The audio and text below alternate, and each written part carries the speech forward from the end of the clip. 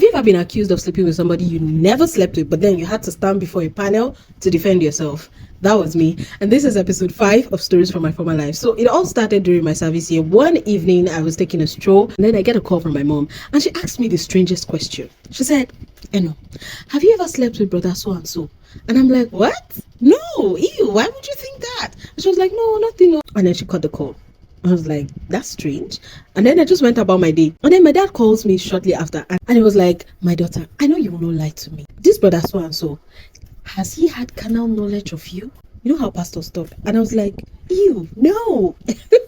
And then he said, okay, I believe you. Nobody was giving me the full gist. I asked my friends back at home, my siblings, everyone was just giving me half gist. The guy was sleeping around, he defrauded people, And then I just felt like, well, I don't follow, so what's my business? I had no idea what was coming for me. So, and then in the middle of the day, my father calls me again, and he was like, the state overseer in the church back at home wants to see you about this matter. And I'm like, what? Why? I can't leave this place and start traveling back home just to answer one question that I have already answered. Father just laughed about it, and then I thought that was the end.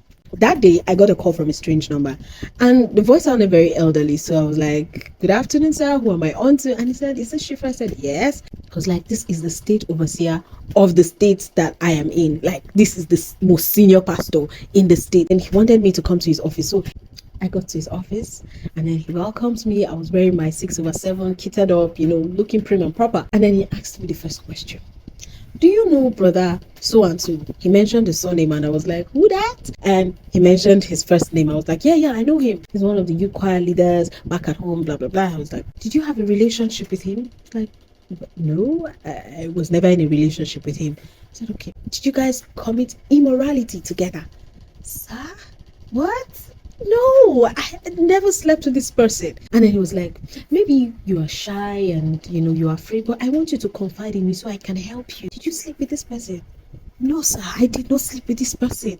I have told my father and my mother this. I have never slept with this person. In fact, the last time I saw this person was like 5 years ago. I used to attend his music school before I got admission into the university, and it's a long time ago. He was like, okay, perhaps you slept with this person. I said, no, sir, I did not. Okay, let's assume that you slept with this person. Would you have told me?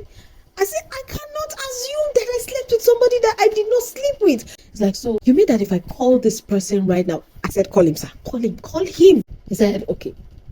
Have you sat on his laps before? Sir? Like, are you serious? This type of interrogations, they push you until you get to that point where you say, oh, so I will confess, I slept with him. But when he saw that I was not budging, I was not changing my mind, the guy left.